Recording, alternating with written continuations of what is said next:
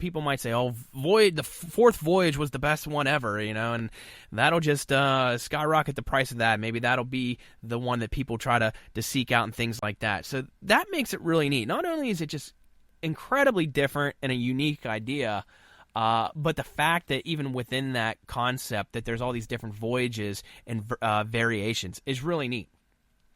Now, the final one that we're going to discuss is Jefferson's Groth Cask Finish. And so we'll go ahead and jump in and read the description here.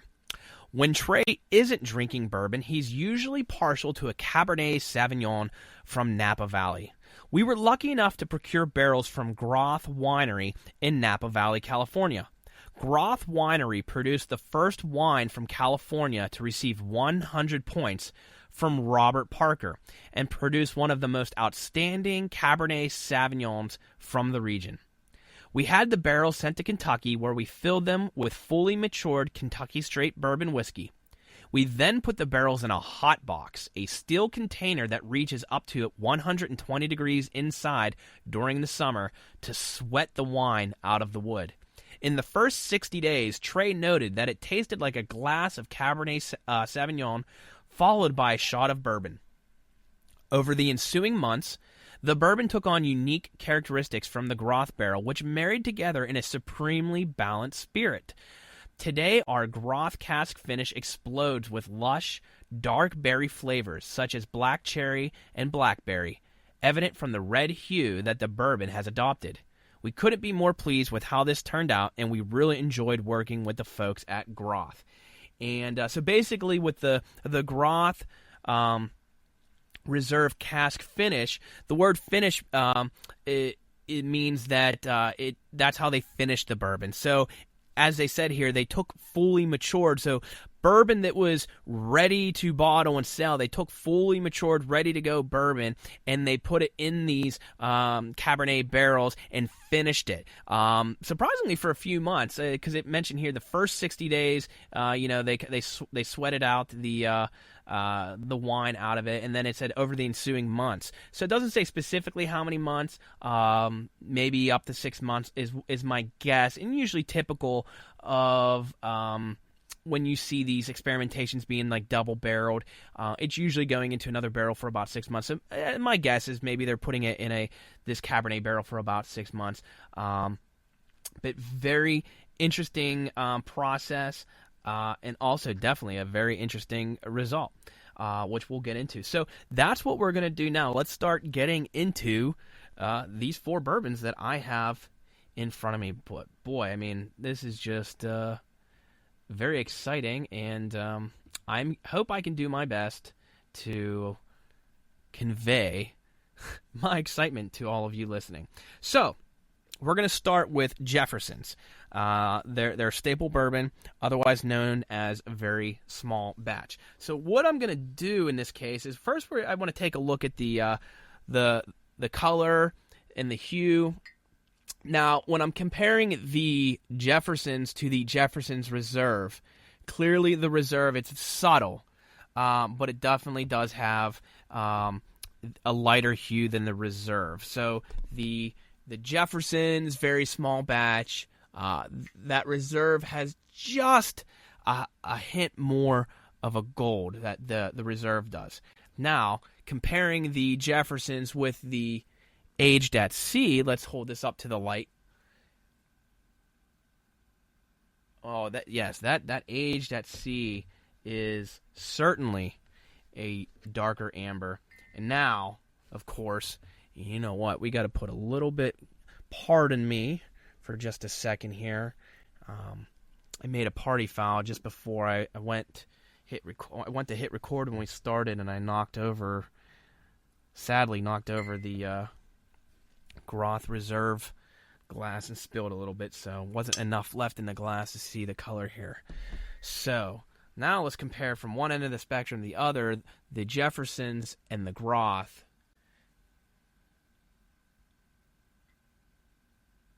And no doubt about it, the Groth is a much darker, and you truly can see, especially when you look straight down, Holding it up to the light, looking from underneath the glass, you can't tell as much, but when you look straight down on it, you clearly do see that red coloring from the Cabernet.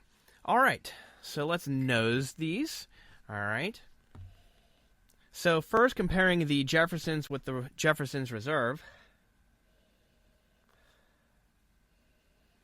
I am using your traditional Glencairn glasses to do this, and the first thing that stands out when nosing these between the Jeffersons and the Jefferson's Reserve is the Jefferson's Reserve certainly comes across as a higher proof. So to verify that, I'm looking at the bottles.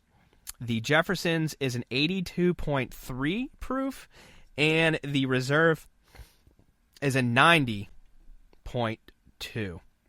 So almost, basically, I guess the math there is a 7.9 proof difference. So clearly, the Reserve is supposed to be a more complex, but because it's a higher proof, as far as nosing it, that higher proof kind of takes over,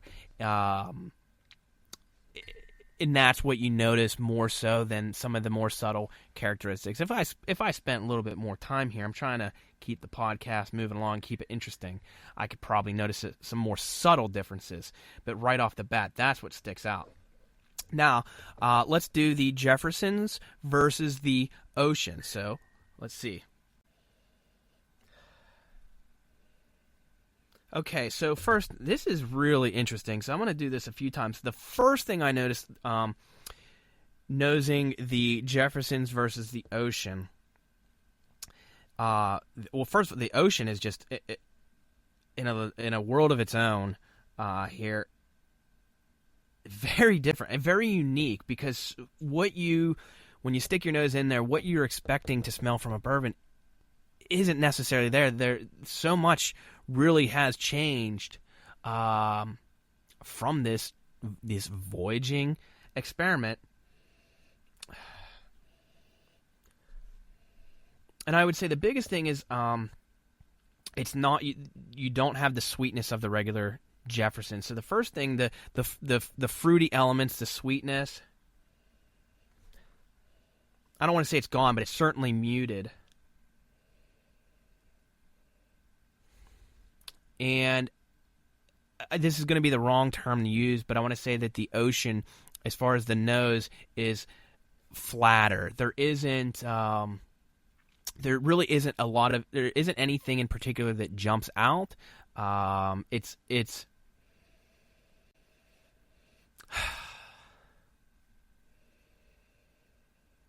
you can subtly, I think what you notice is what's interesting.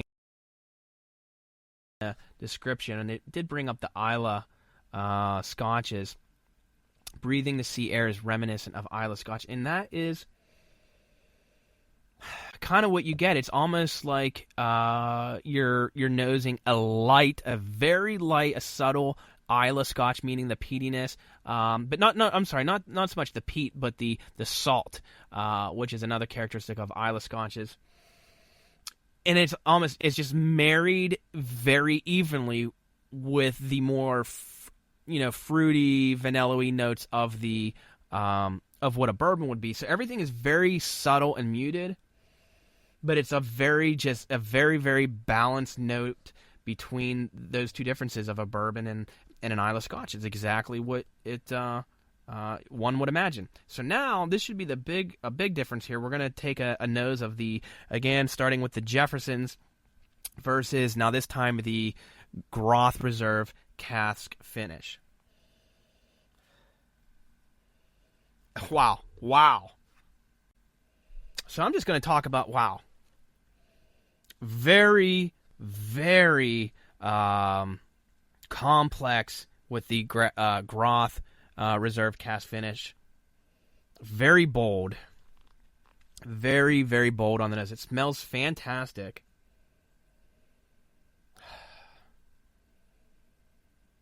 And you can tell that it's the notes, the characteristics you're getting there is from both the additional aging in the barrel, as well as what it's pulling in from the wine. I think when it talks about the black fruit, that's certainly what is in there. Absolutely incredible. Now, unfortunately, these the Ocean and the Reserve, they're not. They are expensive bottles. That's the one thing about Jefferson's with all the experiment, because there's not the volume isn't enormous, and especially with these higher end, more experimental. All right, so we did the kind of went through the color, the hue, and the nose. Now it's time to take a sip. So we're going to start with the regular Jefferson's very small batch.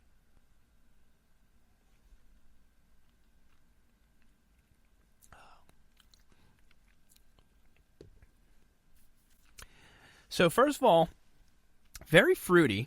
Again, it is, as it's intended to be, very approachable. Now, for a bourbon, the proof is on the lower side. It's 82.3. On the nose, it doesn't nose like a lower proof. I'm sorry, it has the nose of a lower proof, but actually on the taste, even though it's only 82.3, it definitely hits the tongue, and it definitely has a finish like a higher proof. So it is. I don't want to say that it's definitely not weak. I don't want to say that it's strong, but it's certainly not a weak bourbon. But you know what? That combination, just that experience of the, when you bring it up in a Glencairn glass, that nose and the taste experience together, it is a fantastic, wonderful bourbon.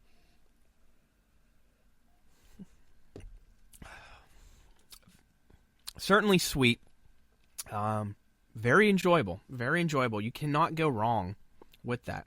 All right. So now, in comparison, we're going to move along to the Reserve.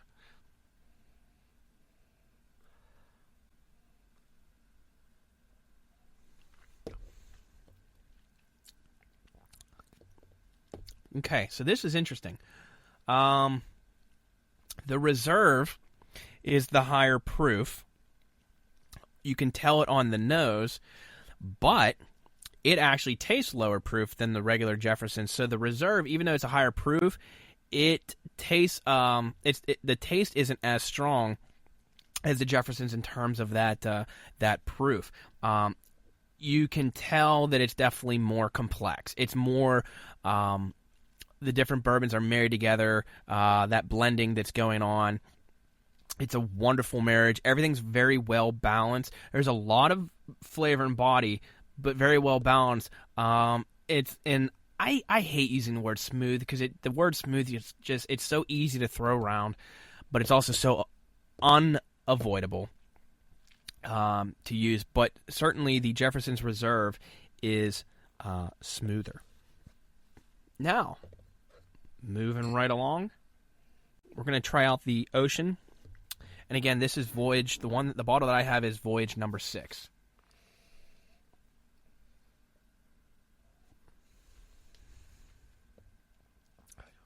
Wow, incredibly different. As soon as it hits the tongue, right on the tip of the tongue, you already know that you're drinking something different.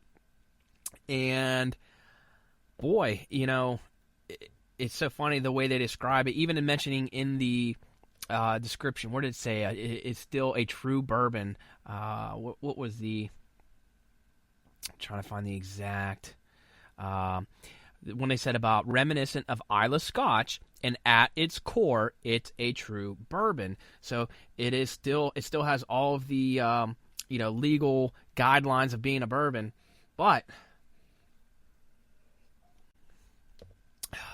it's interesting because that salt and ocean experience definitely plays in there.